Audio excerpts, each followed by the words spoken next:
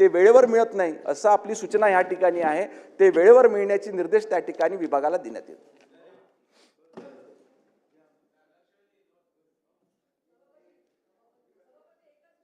विधेयक ना विधेयक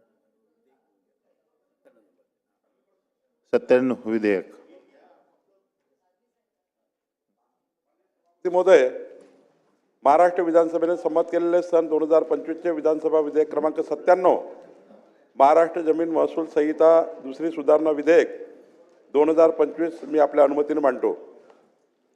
विधेयक मांडण्यात आले। माननीय सभापती महोदय, महाराष्ट्र विधानसभेने संमत केलेले 2025 चे विधानसभा विधेयक क्रमांक 97 महाराष्ट्र जमीन महसूल संहिता सुधारणा विधेयक 2025 विचारात घ्यावे असा प्रस्ताव मी आपल्या अनुमतीने मांडतो। सभापती महोदय, एक छोटीशी सुधारणा या ठिकाणी आणण्याचा आपण प्रयत्न करतो आहे। अध्यक्ष महोदय, मागच्या काळामध्ये महसूल संहिता 1966 चे जे कलम आहे 42 अ, 42 ब, 42 क, 42 ड व कलम 44 अ यामध्ये आपण सुधारणा केल्या। 94 मध्ये सुधारणा केली, 2014 मध्ये केली, 2017 मध्ये केली, 2018 मध्ये केली। आणि सभापती महोदय, आपण जिथे इंडस्ट्रियल बेल्ट आहे, वाणिज्य आहे आणि रहिवासी बेल्ट आहे, या भागामध्ये तो वापर करण्याकरता रहिवासी क्षेत्रात रहिवासी वापर, वाणिज्य क्षेत्रात वाणिज्य वापर आणि औद्योगिक क्षेत्रामध्ये औद्योगिक वापर हा जर करायचा असेल तर त्या ठिकाणी येणे लागायचा। मग आपण येण्याची अट रद्द केली।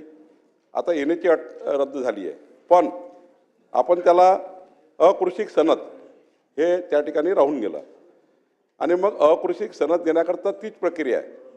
येण्याची प्रक्रिया तेवढी सनदची प्रक्रिया आहे। तहसीलदार, प्रांत, कलेक्टर याकडे जावंच लागतं, पण तो काही येण्याची अट रद्द केली हा काही परिपूर्ण निर्णय नव्हता। पण आता येण्याची सनद हे ठेवलेली आहे ती आता आपण रद्द करतोय आणि ही रद्द केल्यामुळं आता काय होईल की आपण आपलं BPMS प्रणाली आहे, बांधकाम प्रणाली, याच्यामध्ये जे आपल्याला जे नकाशे मंजूर करण्याकरता वगैरे आपण जे फी भरतो त्यामध्ये आपण एक खिडकी ओपन करणार आहे आणि वन टाईम प्रीमियम भरायचं आणि सनद नाही आणि येणे नाही दोन्ही रद्द करून, आणि हे किती ठेवतोय आपण अध्यक्ष महोदय, सभापती महोदय, ही आपण ठेवतो आहे वन टाईम। याला काही वारंवार या ठिकाणी पुन्हा पुन्हा भरण्याची गरज नाही। यामध्ये 1000 चौरस मीटर जर भूखंड असेल तर रेडी रेकनरच्या 0.10%, रेडी रेकनरच्या 0.10%, 1001 ते 4000 0.10 म्हणजे 0.1%, दुसरं 0.10%, दुसरं 1001 ते 4000 चौरस मीटर असेल तर 0.25%, आणि 4001च्या जास्त असेल चौरस मीटरच्या तर 0.5% एक प्रीमियम आपण आकारचं वन टाईम, आणि वन टाईम आकारून समजा 2001च्या पूर्वी ज्यांनी परवानग्या घेतल्या होत्या येण्याच्या त्यांना सनद रद्द, पण त्याला एकदा 2001 पूर्वी ज्या परवानग्या घेतल्या होत्या त्यांना 2001च्या रेडी रेकनर लावून 2001च्या पूर्वीचा तेव्हाचा म्हणजे हेच 1000 चौरस मीटर मागे एवढंच हे गणित हेच राहील।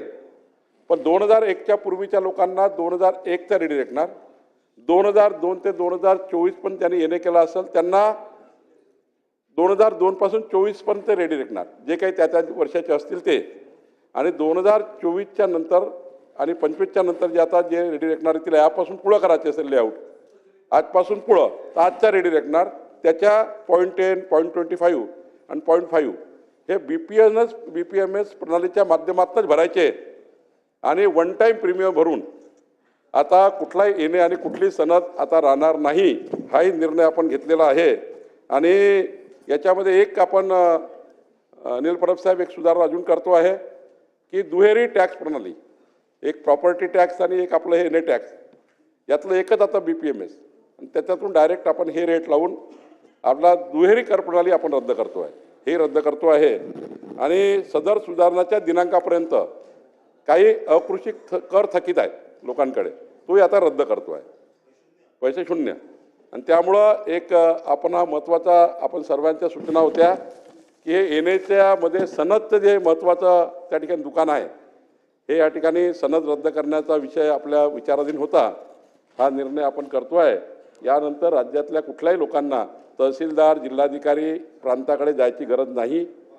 आता हा निर्णयाने या राज्याच्या संपूर्ण बांधकाम व्यावसायिक असतील, औद्योगिक असतील, रहिवासी घरं असतील, जे रहिवासी घरं झाले आहेत त्यांना वन टाईम या ठिकाणी प्रीमियम भरून आपल्याला आता हे संपूर्ण रेग्युलेशन करण्यासाठी किंवा येण्याची ही जी अट आहे किंवा सनदमुळे जे लोक थांबलेले आहेत आता सनदची वगैरे गरज पडणार नाही अशी सुधारणा या सभागृहात आणलेली आहे. मला वाटतं की हे सर्व सन्मानित सदस्याची मागणी होती. आपण या उद्धव ठाकरे साहेब सभागृहात आहे त्यांनाही विनंती करतो की सभागृहाने एकमताने या आमच्या विधेयकाला मान्यता द्यावी. प्रस्ताव असा आहे की महाराष्ट्र विधानसभेने संमत केलेले सन 2025चे 20वी क्रमांक 97 महाराष्ट्र जमीन महसूल संहिता विधेयक 2025 विचारात घ्यावे. प्रभावी सतेज पाटील परब साहेब.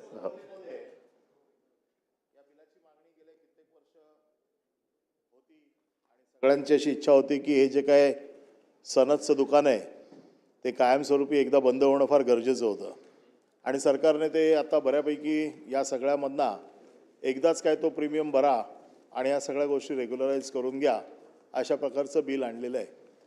या बिलाचं स्वागत आहे. फक्त याच्यामध्ये 2001 पर्यंत आपण जो काय ठरवलेला आहे 0.10% बरोबर आहे. फक्त याच्यामध्ये जी काय याचा जो काय गोंधळ होण्याची शक्यता जी दिसते ती 2001 ते 2024 ह्याच्या दरम्यानचं जे काय कॅल्क्युलेशन आहे या कॅल्क्युलेशनमध्ये सुटसुटीतपणा असणं गरजेचं आहे. का? कारण रेडी रेकनरचे रेट्स हे फार विचित्र पद्धतीने बदलले गेलेले आहेत. म्हणजे 2001 ते 2024 पर्यंतचे रेडी रेकनरचे रेट जे बदललेले गेलेले आहेत. मला असं वाटतं की याच्यामध्ये आपण काहीतरी एक असा तोडगा काढला पाहिजे. एक तर ॲव्हरेज काढा त्याची 2001 ते 2024 पर्यंतचा. कारण तुम्ही ज्या ज्या वेळेचे जे रेडी रेकनरचे रेट्स आता मुंबईमध्ये रेडी रेकनरचे रेट्स एका गल्लीमध्ये या गल्लीमध्ये रेडी रेकनरचा रेट वेगळा आहे आणि रोड क्रॉस केला तर रेडी रेकनरचा रेट वेगळा आहे.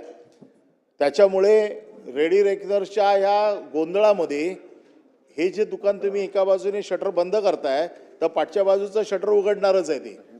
म्हणून आमची अशी म्हणजे माझी अशी सूचना आहे की 2001 ते 2024 हा जो आपण एक टप्पा ठेवला आहे जो सगळ्यात मोठा. आता 2024ला आपण मग काय प्रॉब्लेम नाही आहे, मग तो जो काय रेडी रेकनरचा रेट असेल तो इम्प्लिमेंट होईल. पण 2001 ते 2024च्या मध्ये त्याला कुठे बसवायचं आहे हे तुमचे अधिकारी ठरवणार आहेत. आणि त्यावेळेचा रेडी रेकनरच्या रेटच्या किती पर्सेंटेज करायचं आपल्याला माहिती आहे की किती गोंधळ करतात ते त्याच्यामध्ये. तर मला असं वाटतं की त्याच्यामध्ये आता तुम्हाला बिलामध्ये जरी बदल नाही झाला तरी रूल्समध्ये तुम्ही जे काय बनवाल त्या रूल्समध्ये तुम्हाला याच्या बाबतीमधला विचार करावा लागेल की याच्यामध्ये तुमचा उद्देश काय की लोकांना त्रास होऊ नये म्हणून तुम्ही त्याच्यामधलं हे सगळं कमी करून तुम्ही सनद त्याच्यातली काढून टाकताय. कारण सनद घेताना किती त्रास होतो लोकांना सगळ्यांना माहिती आहे.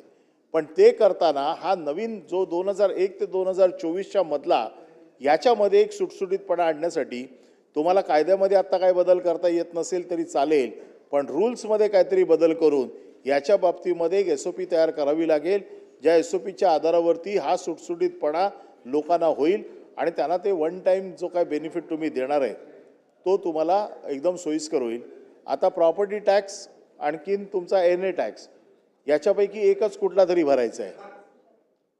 हा हेच ना, मग तेच म्हणणं आहे की आता त्यावेळेला जो प्रॉपर्टी टॅक्स ज्या लोकांनी भरलेला आहे, ज्या वेळेला NA टॅक्स देखील लोकांनी भरलेला आहे, त्याच्यावरती आउटस्टँडिंगच्या केसेस चालू आहेत या सगळ्या मोठ्या, त्याचा देखील उल्लेख तुम्हाला रूलमध्ये करावा लागेल. कारण लोक बरेचशा केसेस आजही पेंडिंग आहेत की दोन्ही टॅक्स भरतायत, NA पण भरतायत, प्रॉपर्टी टॅक्स पण भरतायत. काही लोकांचं म्हणणं असं आहे आम्हाला NA लागत नाही, काही लोकांचं म्हणणं असं आम्हाला NA लागतो. प्रॉपर्टी टॅक्स आणि NA टॅक्स ही भानगड फार मोठी आहे. त्याच्यामुळे तुम्हाला ह्या सगळ्या ज्या पेंडिंग केसेस आहेत या जर झिरो करायच्या असतील तर त्याच्या बाबतीतला पण एक निर्णय तुम्हाला करावा लागेल. मला असं वाटतं ह्या बिलामुळे एक लोकांना चांगल्या प्रकारे त्याच्यामध्ये सोय होईल, परंतु हे करताना नवीन कुठलं दुकान उघडलं जाणार नाही याची काळजी देखील तुम्हाला रूल्समध्ये घ्यावी लागेल. धन्यवाद. शिंदे सर. मंत्री महोदयांनी या ठिकाणी बिलाच्या बाबतीत मला खुलासा केलेला आहे. माझ्या माहितीप्रमाणे या असलेल्या मूळ जमिनीवर वेगवेगळ्या प्रकारचे आरक्षण असतात. औद्योगिक क्षेत्राचं असेल, कृषी क्षेत्राचं असेल, नागरीकरणाचं असेल. आपण सांगताना सांगितलेलं आहे. खरं म्हटलं तर आपण नियम करतात, परंतु औद्योगिक क्षेत्रामध्ये सुद्धा आता जे आरक्षण असतं ते आरक्षण बदलून आता नागरी वस्तीच्या संदर्भामध्ये सुद्धा बदल करण्यात येतो. शेवटी नियम केल्यानंतर आता हा तुमचा नियम झाला की मग काय आपण एकदाच टॅक्स भरला त्या ठिकाणी प्रीमियम एकदाच भरला की हा विषय संपेल. माझ्या माहितीप्रमाणे एक सीमारेषा निश्चित करणं गरजेचं आहे. औद्योगिकरणाच्या संदर्भातून मग काय होतं, परत औद्योगिक क्षेत्रात मागणी येते. इंडस्ट्री मंत्री तर सारखे सांगतात की आमच्याकडे एवढी इंडस्ट्री येणार आहे, एवढी इंडस्ट्री येणार आहे, एवढी इंडस्ट्री येणार आहे. जमीन तर लागते. आता सातारचं उदाहरण जर झालं तर तुम्हाला मी मागच्या वेळेला सांगितलं, महाराष्ट्र स्कूटरवर लक्ष ठेवा. 60 एकर जमीन जर तिथं महाराष्ट्र स्कूटरची त्याच उद्योगधंद्यासाठी वापरली असते तर एखादी इंडस्ट्री आली असते आणि सातारा डेव्हलप झाला असता. पण तिथे तुम्ही काय केलं, ऑक्शन काढलं. तिथे आता त्यांनी घेतलं आहे, त्यांनी काय करणार आम्हाला माहीत नाही. पण त्या इंडस्ट्री झोनमध्ये नागरीकरणाच्या बाबतीमधलं फार मोठ्या वसाहती वाढतात हे पण तुम्हाला माहिती आहे. मला वाटतं औद्योगिक मंत्र्यांच्याकडं पण औरंगाबाद, संभाजीनगर वगैरे अशा प्रकारच्या सुद्धा इंडस्ट्री आहेत जे शहरामध्ये आता आलेल्या आहेत. आणि त्या शहरामध्ये आल्यानंतर तिथं चेंज ऑफ यूजच्या बाबतीमधला सुद्धा मागणी होते. हा एक विषय आहे. दुसऱ्या बाजूला ग्रामीण भागामध्ये किंवा शहरी भागामध्ये जी गावठाणाच्या जागा आहेत त्या गावठाणाच्या जागेवर आपण तो अधिकार ग्रामसभेला दिलेला होता.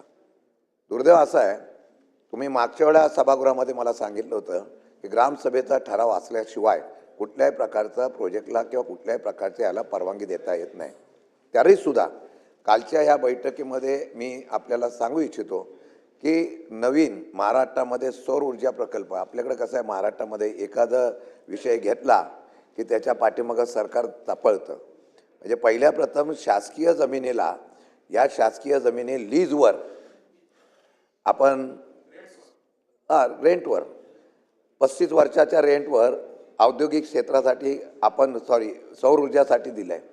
हे देत असताना ग्रामसभेचा ठराव होता, तुम्ही कॅबिनेटमध्ये एक निर्णय घेऊन टाकला पटकन, की बऱ्याच ठिकाणी विरोध झाला. साहजिकच आहे, कारण गावठाणाचं क्षेत्र त्यांचं जे आहे त्या क्षेत्रावर त्यांच्या जनावरांचा, त्यांच्या वाढीव गायरांच्या बांधकामाचा किंवा लोकांना, गरिबांना घरं देणं, वेगवेगळ्या योजना आणणं, अशा प्रकारचा प्रकल्प उभा करत असताना ती जागा तेवढीच शिल्लक आहे, तिथं तुम्ही जबरदस्ती केली. आणि लोकांचा विरोध म्हटल्यानंतर कॅबिनेटने निर्णय घेतला की या प्रकल्पाला कुठल्याही प्रकारची परवानगी घ्यायची गरज नाही. माझं म्हणणं आहे, एखादा उद्योगपती वाढवण्याच्या संदर्भामध्ये आपण घेतलेला हा निर्णय खरं म्हटलं तर तो चुकीचा होता. त्यामुळे आपण सौर ऊर्जा प्रकल्प वगैरे असेल, आपण आता तो ठराव रद्द केला तरीसुद्धा लोक आज विरोध करतायत. जिथं स्वयंखुशीने देत असतील, कारण प्रपोजल असल्यानंतर स्वयंखुशीने देत असेल तर आमचं काही त्यामध्ये म्हणणं नाही. परंतु एखादा नियम करत असताना त्याच्यामध्ये तो अधिकार हा त्या ग्रामपंचायतीला, नगरपालिका, महानगरपालिकेला वगैरे असलं पाहिजे असं माझं मत आहे. त्याच्या बाबतीमध्ये आपण खुलासा करावा.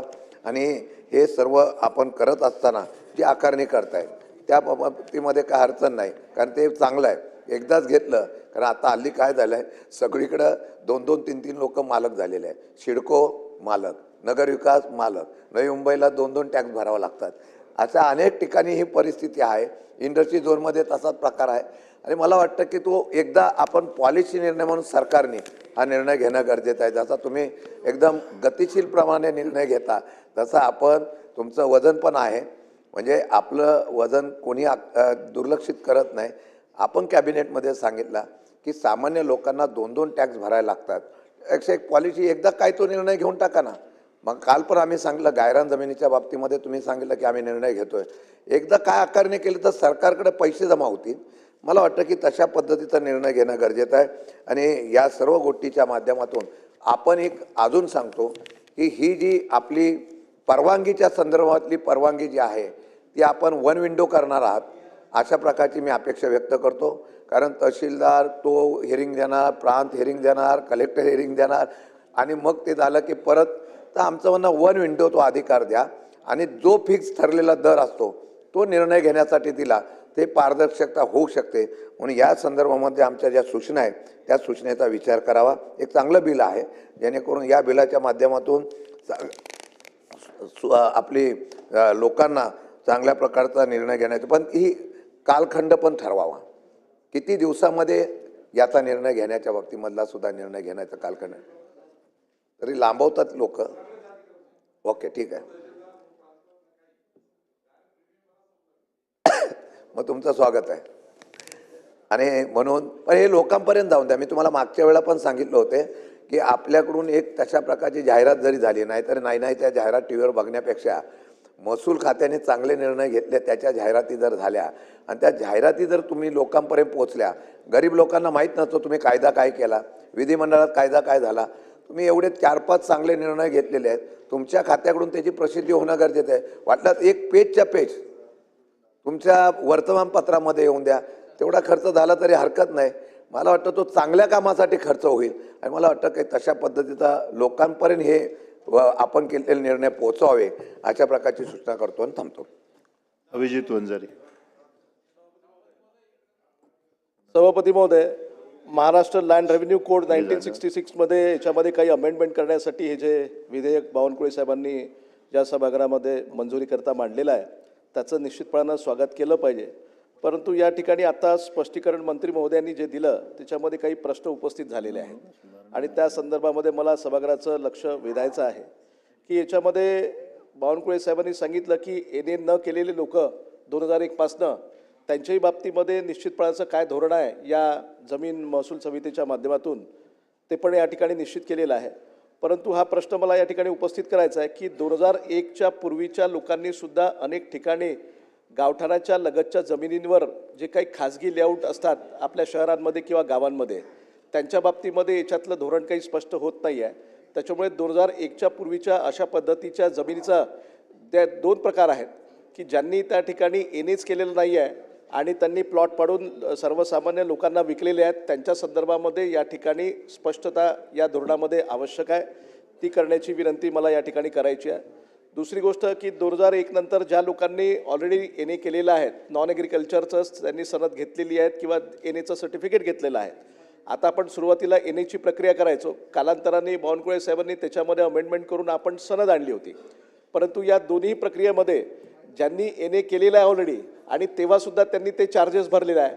मग 2001च्या नंतरच्या एनए धारकांना सुद्धा तशा पद्धतीचं जर वन टाईम आपण 0.10% असेल किंवा 0.5% असेल किंवा जे काही असेल आताचे प्रचलित दर तर त्याच्याप्रमाणे जर भरावं लागले तर तो अतिरिक्त भुर्दंड होऊन जाईल. आणि म्हणून या बाबतीमध्ये सुद्धा स्पष्टता येणं गरजेचं आहे. आणि ज्यांनी या 2001च्या नंतर एनएच केलेलं नाही आहेत आणि तशा प्लॉट असतील किंवा इंडस्ट्रियल प्लॉट्स असतील किंवा त्यात रेसिडेन्शियल प्लॉट असतील तर त्याही संदर्भामध्ये निश्चितपणानं काहीतरी धोरण आपलं स्पष्ट या ठिकाणी केलं पाहिजे. आणि विशेष करून खासकर गावठाणाच्या बाहेरसुद्धा अनेक लोक अनधिकृतपणे लेआउट टाकतात.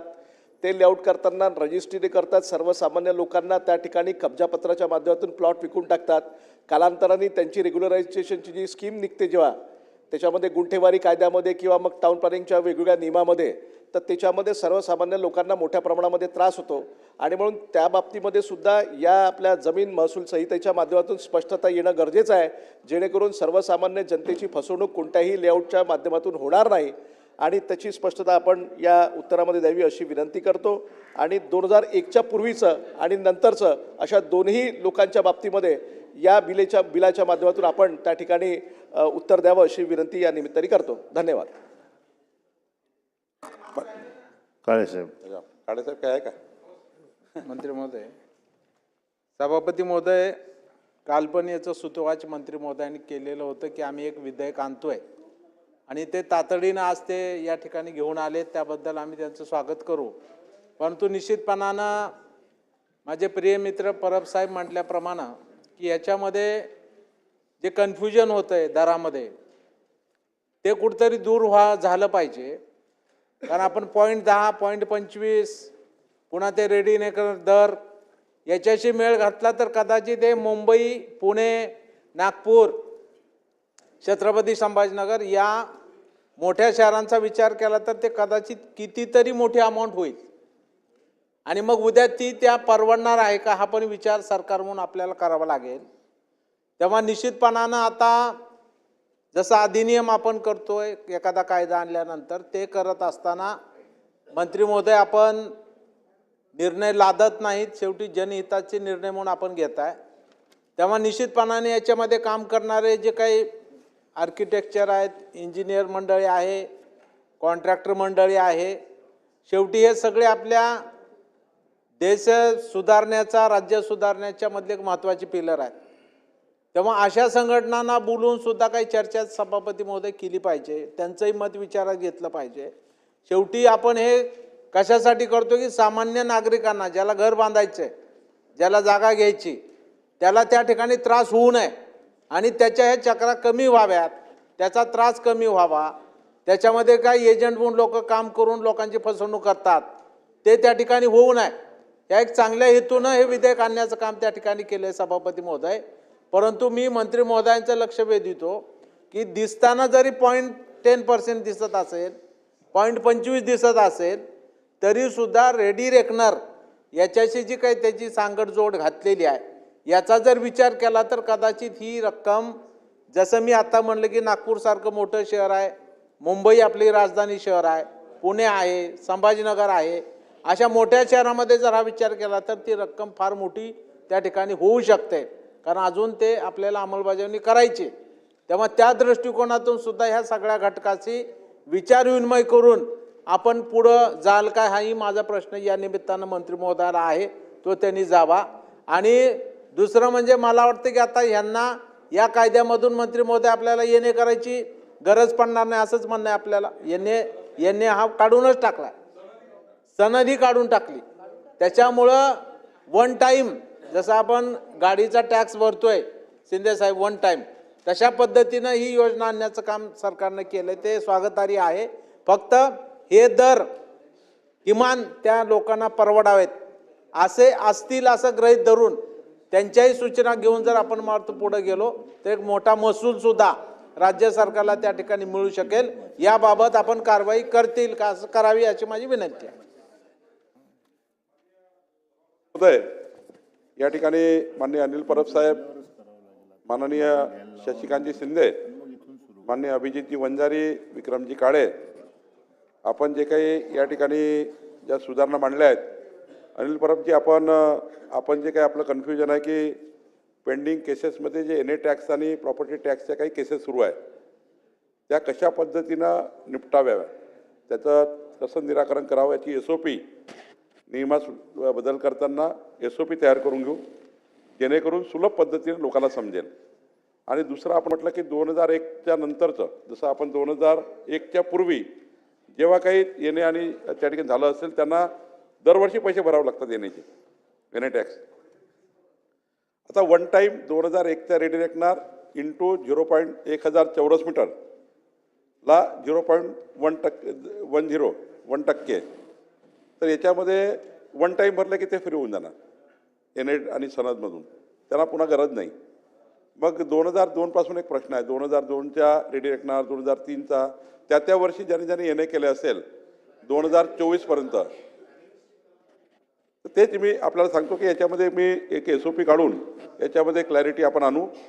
दुसरं, माननीय शशिकांत शिंदेजी, आपण या ठिकाणी जे सांगितलं की ग्रामसभेचा अधिकार अबाधित राहावा, यामध्ये काही सौर ऊर्जा प्रकल्प टाकताना म्हणजे अनेक सरकारच्या काळात हेच निर्णय झाले. सौर ऊर्जा प्रकल्प टाकताना सरकारच्या जमिनी ज्या आपण सौर ऊर्जा प्रकल्पाला देतो तेव्हा ग्रामसभेचे काही अधिकार हे त्या ठिकाणी आपण शिथिल करून त्या सरकारी सौर ऊर्जा प्रकल्पाला दिले आहे. त्याबद्दल आपलं एक म्हणणं आहे. तर निश्चितपणे ग्रामसभेचे अधिकार कसे बाधित राहतील, म्हणजे अबाधित राहतील याबद्दलचाही विचार शासन करेल. ग्रामसभेचे अधिकार कोणीच काढू शकत नाही, पण यामध्ये सौर ऊर्जा प्रकल्पासाठी जे केलं आहे त्यामध्ये पुन्हा एकदा ग्रामसभेचे अधिकार आपल्याला कसे ठेवता येतील याबद्दल विचार करू. अभिजित वंजारी जे आपण जे सांगितलं त्यामध्ये एसओपीचाच भाग आहे, तो मी सांगितला. विक्रम काळेजी हा एसओपीचाच भाग आहे, ते आपण करू. मी या ठिकाणी एवढीच विनंती करतो की आज अत्यंत महत्त्वाची जी मागणी होती की हे जे तहसीलदारकडे, प्रांताकडे, कलेक्टरकडे येणेकरता, सनदकरता जाणे, हे आता संपूर्ण हे यातून सिस्टीममधूनच बाहेर गेलं आहे. आता सरळ आपण जो बांधकाम नकाशा आहे त्या नकाशासोबत जमिनीच्या भूखंडाच्या रेडी रेकनरच्या 0.1 एवढा पैसे भरल्याबरोबर ती सनद आणि येणे घ्यायची गरज पडणार नाही. हा सुलभ केलेला आहे एकदम. आणि त्यामुळं एक मोठा दिलासा या ठिकाणी सर्वच क्षेत्रामध्ये, औद्योगिक क्षेत्रात, रहिवासी क्षेत्रामध्ये आणि वाणिज्य क्षेत्रामध्ये मिळणार आहे. त्यामुळे मला असं वाटतं की हे जे बाकी मी आपल्याला आश्वस्त करतो की एसओपीचा भाग म्हणून अजून काही सुधारणा असतील आपल्या सभागृहाच्या तर सर्व सदस्याच्या सन्माननीय आपण द्या. आपण एसओपी इतकी सुटसुटीत करू की जनतेला काहीच त्या ठिकाणी कुठेही अडचण पडणार नाही. आणि विक्रम काळेजी 0.1 म्हणजे एकदम कमी रेट आहे, काही त्याला फार काही पैसे वसूल करण्यासाठी नाही आहे, पण वन टाईम प्रीमियम 0.1 त्यामुळं काही फार नाही आहे. त्यामुळे हे काही 1% वगैरे नाही, 1%, 2%, 3%, 25% असं नाही आहे. 0.25, 0.50, 0.1 असं केलेलं आहे. त्यामुळं फार कमी, 1000 फूटचा असेल तर फार कमी लागेल, एक 100-200 रुपये लागतील, असं करूनच ते फार कॅल्क्युलेशन केलं आहे. आणि त्यामुळं मला असं वाटतं की हा एक राज्याची मागणी होती. सर्वच व्यावसायिक क्षेत्रामध्ये, वाणिज्य क्षेत्रामध्ये, औद्योगिक क्षेत्रामध्ये ही आता तहसीलदारकडे जाण्याची, प्रांताकडे जाण्याची आणि ते सनद हा जो मार्ग आहे तो रद्द झालेला आहे. त्यामुळं मला असं वाटतं या सभागृहात मान्य उद्धवजी आहेत, अनिल परबजी, शशिकांतजी, अभिजितजी, विक्रम काळेजी आणि या सभागृहाच्या सर्व सन्माननीय सदस्यांना मी विनंती करतो की आपण एकमताने या विधेयकाला मंजुरी द्यावी. परब साहेब सुधारणा मागे. पाठवण्याचा प्रस्ताव मी मागे घेतोय म्हणून. प्रश्न असा आहे की महाराष्ट्र विधानसभेने संमत केलेले सन 2025चे 20 क्रमांक 97 महाराष्ट्र जमीन महसूल संहिता विधेयक 2025 विचारात घ्यावे का? अनुकूल असतील त्यांनी होय म्हणावे, प्रतिकूल असतील त्यांनी नाही म्हणावे. होयचे बहुमत आहे, होयचे बहुमत आहे. विधेयक विचारात घेण्यात आले. आता विधेयक खंडशः विचारात घेण्यात येईल. खंड 2 ते 12, खंड 1 संपूर्ण शीर्षक आणि हेतुवाक्य हे विधेयकाचे भाग समजण्यात यावे. अनुकूल असतील त्यांनी होय म्हणावे, प्रतिकूल असतील त्यांनी नाही म्हणावे. होयचे बहुमत आहे, होयचे बहुमत आहे. खंड 2 ते 12, खंड 1 संपूर्ण शीर्षक आणि हेतुवाक्य विधेयकाचे भाग झाले. असं आहे की महाराष्ट्र विधानसभेने संमत केलेले सन 2025चे विधानसभा विधेयक क्रमांक 97 महाराष्ट्र जमीन महसूल संहिता दुसरी सुधारणा विधेयक 2025 संमत करण्यात यावे. प्रस्ताव असा आहे की महाराष्ट्र विधानसभेने संमत केलेले सन 2025चे 20 क्रमांक 97 महाराष्ट्र जमीन महसूल संहिता विधेयक 2025 संमत करावे. प्रश्न असा आहे की महाराष्ट्र विधानसभेने संमत केलेले सन 2025चे 20 क्रमांक 97 महाराष्ट्र जमीन महसूल संहिता विधेयक 2025 संमत करण्यात यावे काय? अनुकूल असतील त्यांनी होय म्हणावे, प्रतिकूल असतील त्यांनी नाही म्हणावे. होयचे बहुमत आहे, होयचे बहुमत आहे.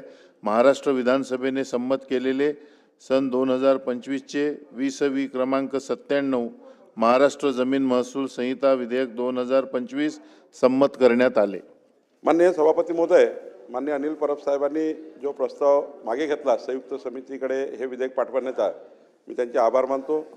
सभागृहातल्या सर्व सन्माननीय सदस्यांनी या बिलाला एकमताने पाठिंबा दिल्याबद्दल सभागृहात बसलेल्या सर्व सन्माननीय सदस्यांचे मी आभार मानतो. लक्षवेधी सूचना क्रमांक 2 ही 13/12/2025 रोजी घेण्यात येईल. लक्षवेधी क्रमांक 3